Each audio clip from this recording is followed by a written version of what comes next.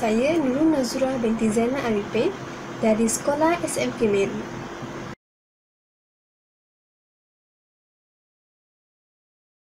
Nama diberi Wan Nabila binti Wan Muhammad Saleh, sekarang bersekolah di Sekolah Agama Menengah Faizares.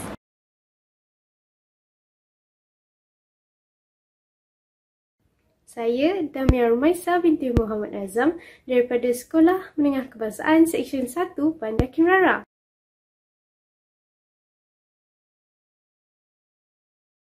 Hai, Assalamualaikum, Sobat Cuaca. Nama saya Nur Ain Farhana binti Musashi. Saya dari Sekolah Menengah Kebangsaan Ceras dan saya berumur 16 tahun.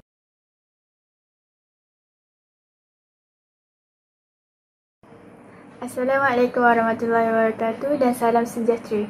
Nama saya Amzah Nur Imanina binti Anwar dari SMK Sultan Muhammad Shah Parit, Perak. Hai, nama saya Siti Masyafiqah binti Syamsul Afandi dan saya bersekolah di Sekolah Menengah Kebangsaan Meru. Hai, nama saya Nur Sabrina Kristina binti Muhammad Suhaimi. Saya daripada Sekolah Menengah Kebangsaan Meru. Tajuk yang telah dipilih oleh kumpulan kami ialah pengurusan stres. Tajuk ini dipilih oleh kumpulan kami kerana mengikut dapatan kajian tahun 2017 National Health and Mobility Survey, terdapat 29% daripada rakyat Malaysia mengalami masalah mental akibat stres.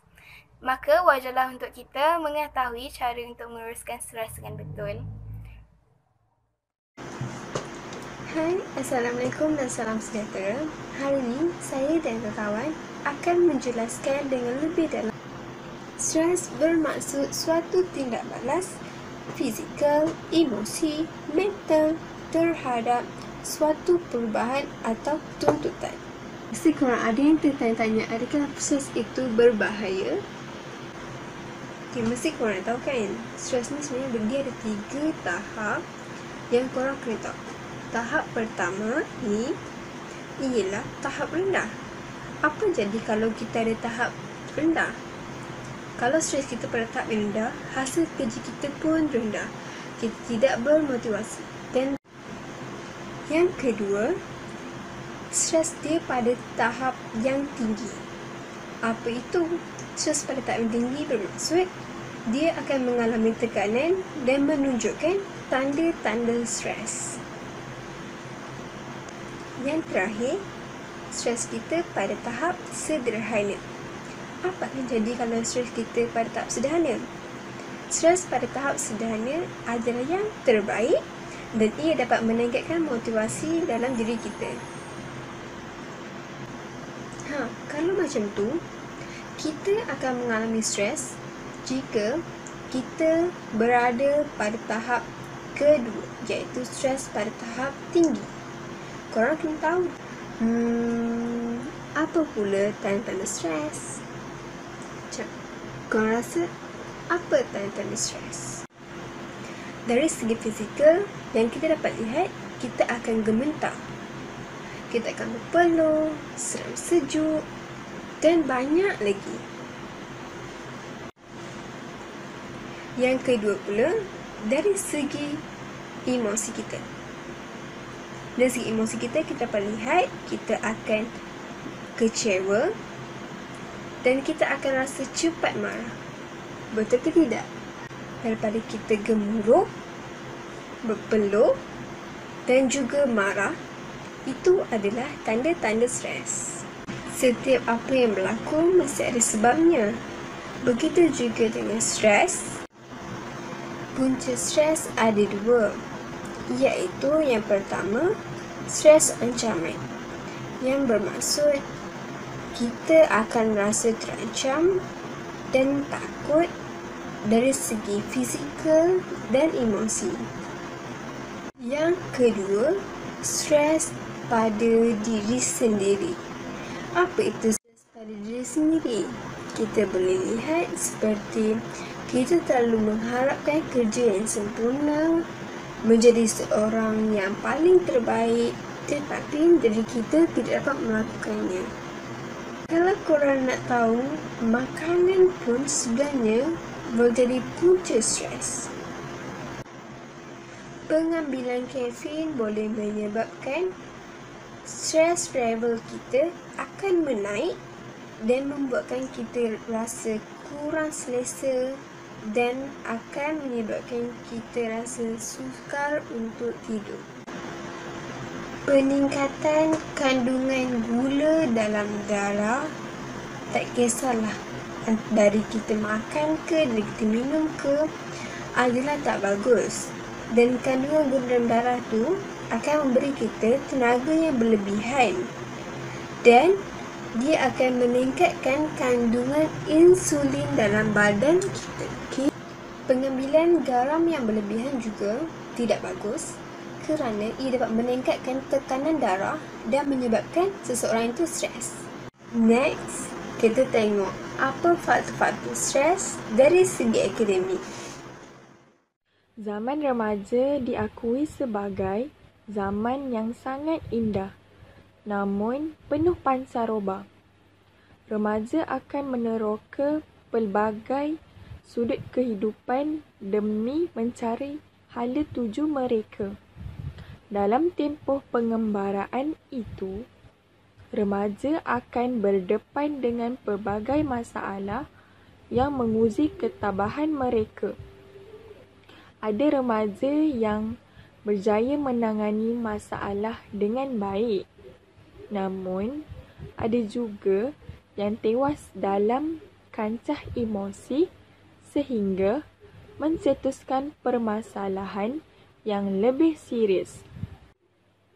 Akademik sangat penting bagi setiap individu. Hal ini kerana bagi mendapatkan sesuatu pekerjaan yang bagus, seseorang itu perlu mahir dalam akademik. Oleh itu, terdapat segelintir pelajar yang mengalami stres ketika belajar. Sebagai contoh, ibu bapa seorang pelajar mengharapkan keputusan yang cemerlang, tetapi sebaliknya pelajar tersebut tidak dapat membanggakan ibu bapanya dalam mendapat keputusan yang cemerlang.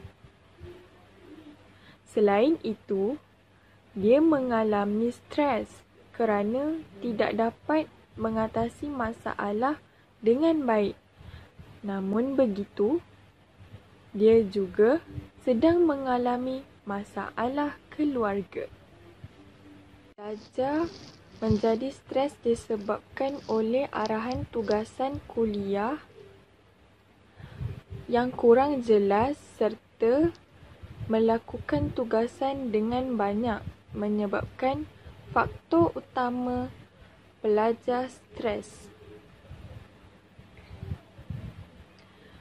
Faktor akademik merupakan faktor utama pelajar menjadi stres. Seterusnya, bagi mengatasi masalah yang dialami, dia perlulah membahagikan masa dengan baik. Sebagai contoh, dia boleh menetapkan jadual belajar yang teratur dan efektif. Dia juga hendaklah bijak menguruskan masa untuk rehat. Tambahan pula, bagi mata pelajaran yang lemah, dia patut banyakkan membuat latihan. Tadi Sabrina telah menerangkan sedikit faktor stres dari segi akademik.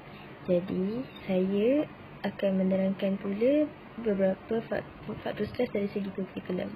Sebelum tu, apa maksud kurikulum ni? Kementerian Pendidikan Malaysia menyatakan kurikulum ialah apa-apa kegiatan yang dirancang daripada proses pengajaran dan pembelajaran di luar bilik darjah yang memberikan murid peluang untuk menambah, mengukuh dan mengamalkan kemahiran atau nilai-nilai yang dipelajari semasa berada dalam bilik darjah. Saya telah mencari beberapa maklumat mengenai faktor stres dari segi kurikulum. Antaranya, yang pertama, Pelajar mendapat tekanan kerana tidak dapat membahagikan masa antara aktiviti co-curriculum dengan pembelajaran dalam kelas sebaiknya. Yang kedua, pelajar mengalami tekanan kerana kesukaran untuk bergaul semasa aktiviti berkumpulan sewaktu co-curriculum jalankan. Hal ini demikian kerana terdapat pelajar yang mempunyai sifat malu pada tahap yang berlebihan. Yang ketiga, saya mendapati bahawa pelajar mengalami stres kerana masalah kekurangan wang untuk membeli baju set A ataupun set B bagi unit beruniform. Hal ini kerana terdapat pelajar yang mempunyai masalah kewangan.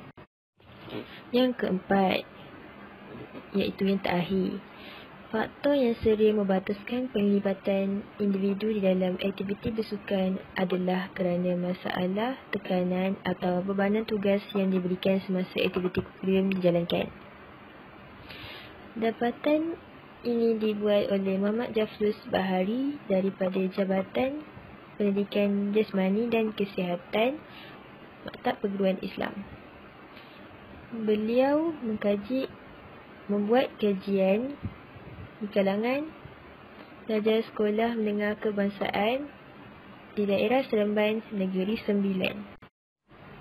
Kajian ini didapat diselari dengan laporan Canada Fitness Survey pada tahun 1983 yang mendapati bahawa faktor bebanan tugas kerja merupakan penghalang utama di dalam aktiviti bersukan bagi individu berumur 20 tahun ke atas.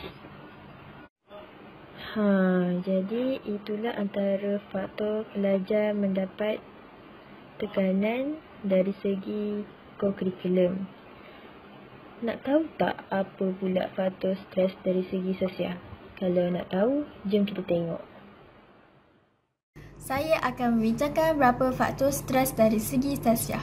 Yang pertama, apakah itu sosial? Sosial membawa maksud kepribadian. Sosial juga merujuk kepada sistem kecenderungan tingkah laku individu. Ini bererti setiap individu mempunyai tingkah laku yang tersendiri. Profesor Dr. Mohaya berkata bahawa kanak-kanak belajar melalui orang dewasa. Sebab itulah seawal usia kanak-kanak perlu diterapkan dengan nilai murni. Hal ini kerana kanak-kanak mempunyai minda bawah sedar yang terbuka luas. Apa sahaja yang berada di hadapan mata mereka akan diterima tanpa sebarang prejudis. Oleh sebab itulah sekelompok dewasa harus membentuk satu persekitaran yang harmoni dan mempraktikkan nilai murni untuk dijadikan ajaran kepada kanak-kanak. Dapatan ini saya dapat daripada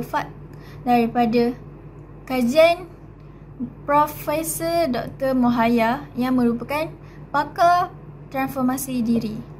Seterusnya, faktor sosial yang negatif bagi individu ialah kurang berakhlak seperti kuat bersangka buruk terhadap orang lain.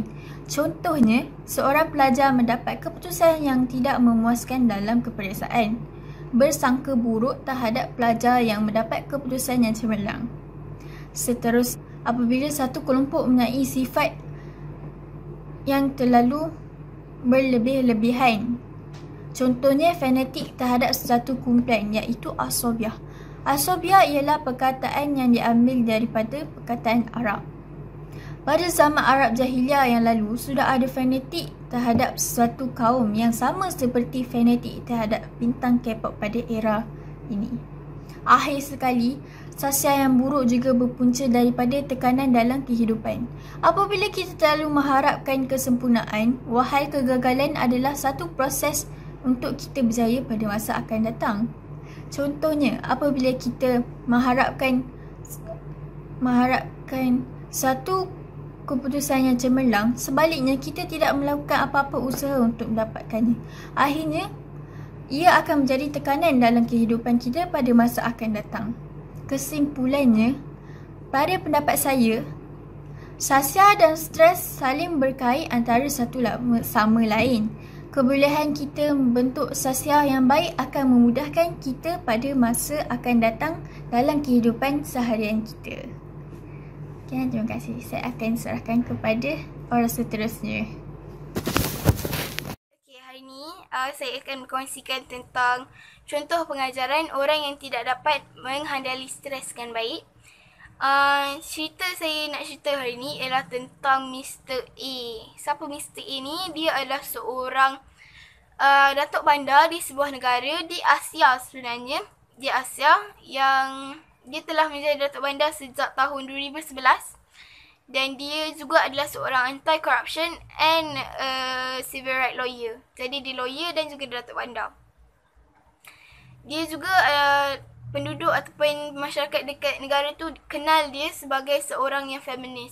Sangat seorang yang hormati perempuan. Seorang yang kalau ada sidang media ke memang dia akan ketengahkan pasal equality, pasal women's right dan sebagainya lah. Tapi dikejutkan apabila satu hari, apabila sekretari dia sendiri pergi report polis yang menyatakan yang Mr. A ni telah melakukan gangguan seksual dekat dia. Sekretari dia ni cakap yang bahawa Mr. A ni telah hantar gambar dan juga mesej yang tak sepatutnya melalui telegram kepada dia. Dan pada masa tu semua orang terkejut. Media terkejut.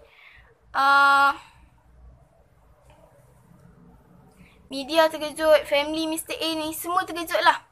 Lepas tu, keesokan harinya, Mr. A ni, dia kosongkan segala apa yang ada kat jadual dia pada keesokan harinya. Dia tak datang office. Dia batalkan semua. Family dia pun tak tahu pergi mana. Dapat tahu yang dia pergi hiking. Pagi tu dia pergi hiking. Pakai baju biasa je. Orang pun kalau orang nampak dia pun orang tak kencam dia. Pakai baju biasa je. Lepas tu dia tak balik-balik. Dia pergi hiking tu dia tak balik-balik. Jadi macam family dia pun risau lah. Pergi mana kan? Takkan tak balik-balik. Lepas tu family dia ataupun isteri dia call polis, call bomba, suruh cari kat mana kan. Jumpa dia dekat bukit tu dalam keadaan yang telah meninggal dunia. Dan dikatakan dia telah membunuh diri dia. Dia juga ada tinggalkan nota yang menyatakan dia minta maaf kepada semua orang.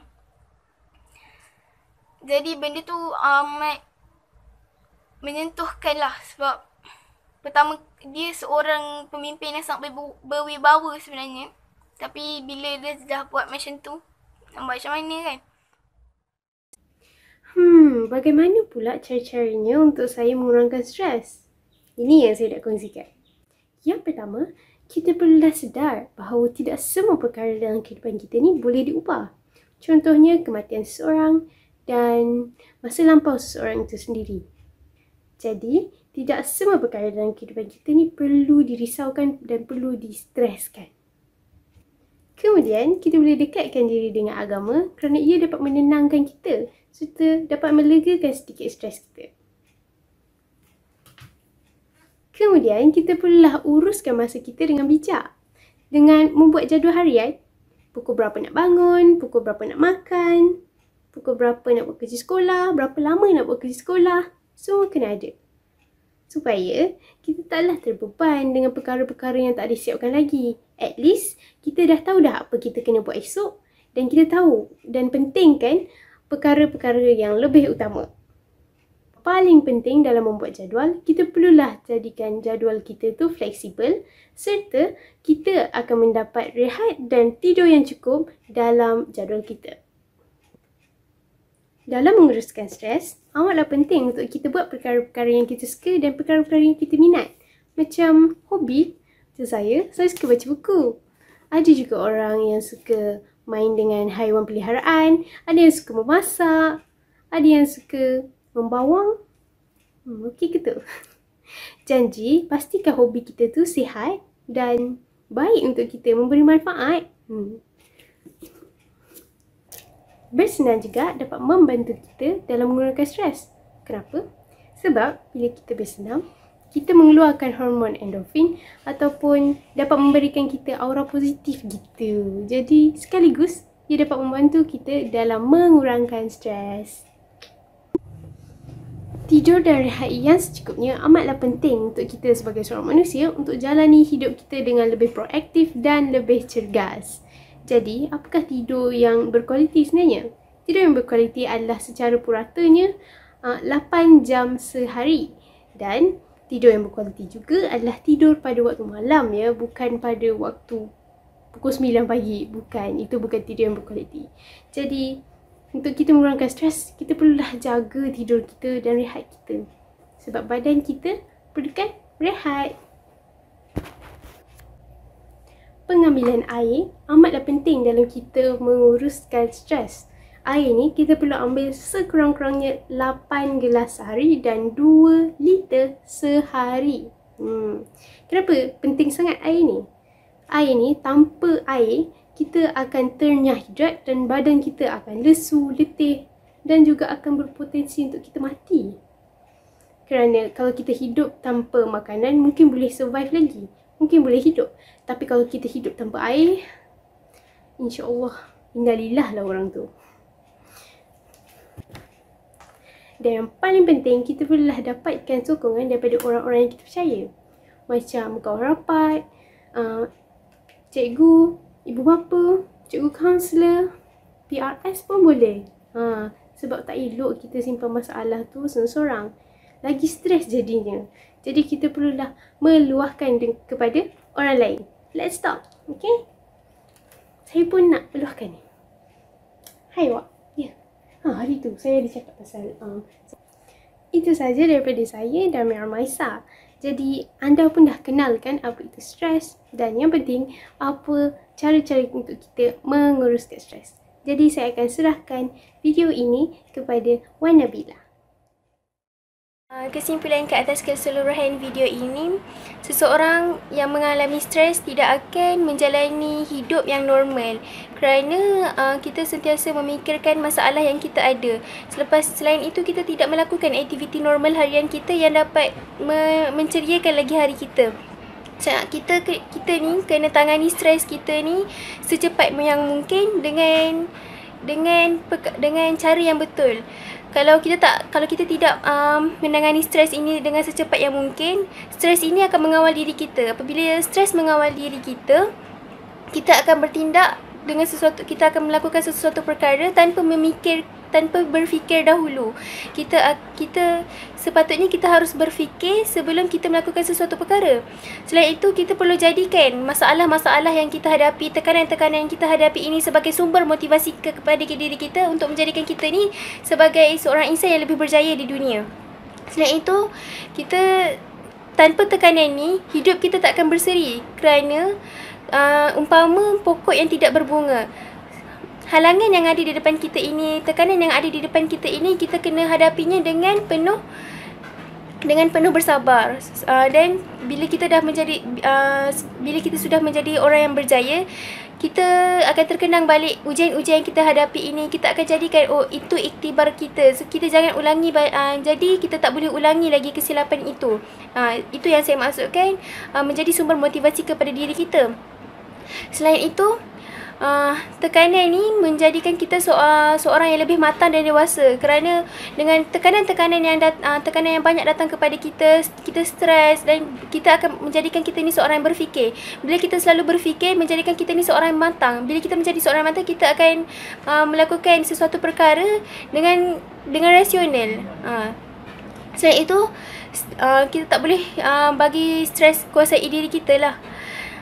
Kalau tidak, dia akan menjadikan impak buruk yang besar kepada kita. Sebagai contoh, apabila stres telah mengawal diri kita, kita akan rasa down yang amat sangat, yang memang down sangat, dan kita akan rasa nak bunuh diri. Kita dah putus asa dengan hidup ini. So kalau boleh, kita kena jauhi stres mengawal diri kita. Selain itu, orang yang selalu berada dalam tekanan ni, dia tak boleh kawal diri. Jadi kita kena atasi stres itu sebaik yang mungkin supaya kita lebih berjaya. Okey, tak ada orang yang berjaya tanpa tekanan. Orang yang berjaya mempunyai tekanan mereka sendiri. Sebagai contoh, pemimpin negara, diorang mempunyai beliau sebagai contoh Tun Mahathir. Tun Mahathir merupakan pemimpin negara kita yang kita sayangi, hormati kan. Jadi sebelum beliau menjadi seorang pemimpin, beliau menjalani kehidupan harian beliau dengan penuh tekanan, dengan penuh halangan. Jadi kalau kita lihat kita ingin menjadi seorang murid yang cemerlang, kita harus menekan diri kita agar cemerlang. Bila kita tekan diri kita, kita akan usaha. Jangan kita kalau tiada tekanan, kita tak akan usaha. Sekian saja daripada saya. Kita harus kuat semangat untuk menghadapi stres ini. Marilah kita mencegah diri kita daripada menjadi Bang, Kes kemurunan dalam negara